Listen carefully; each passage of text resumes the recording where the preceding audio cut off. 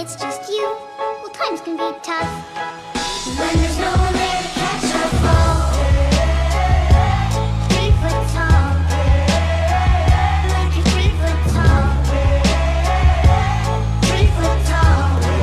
When there's no one there to Stress out, waking up, it's time to get it. Ain't no room for the haters, ain't got time for jealousy. I'm too focused on the music, the money, and where I'm headed. If it rain on my parade, I'ma get an umbrella.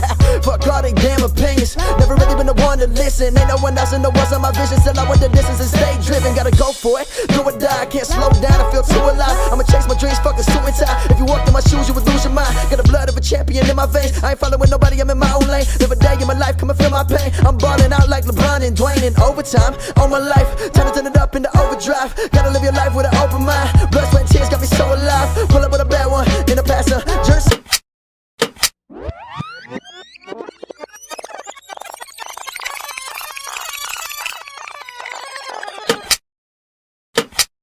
Hogy hogyan is jött létre csapatunk?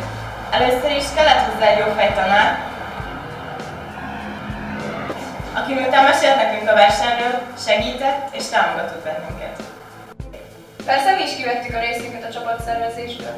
Nem volt nehéz dolgunk, mivel mind nagyon jó barátok vagyunk, és mind tisztában vagyunk azzal, hogy egy jó csapathoz szükséges a kölcsönös bizalom, megértés, és nem utolsó sorban az igazi csapatszellem.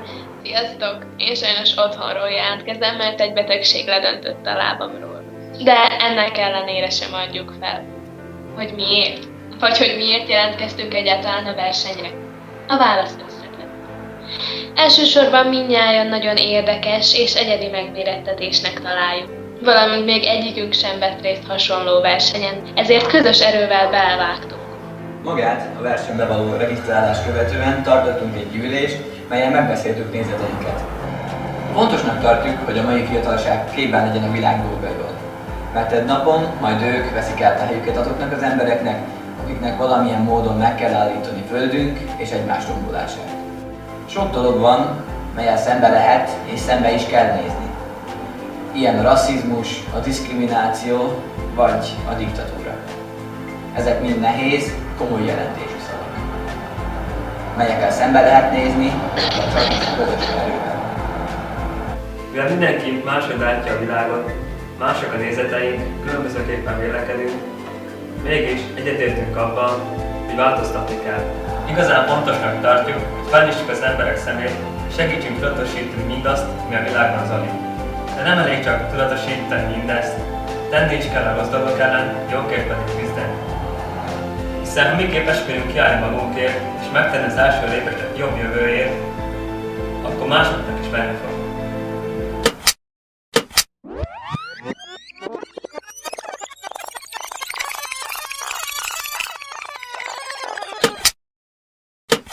A Hidaskürti Magánszakközépiskola bemutatja, a bárányok nem hallgatnak. Peti.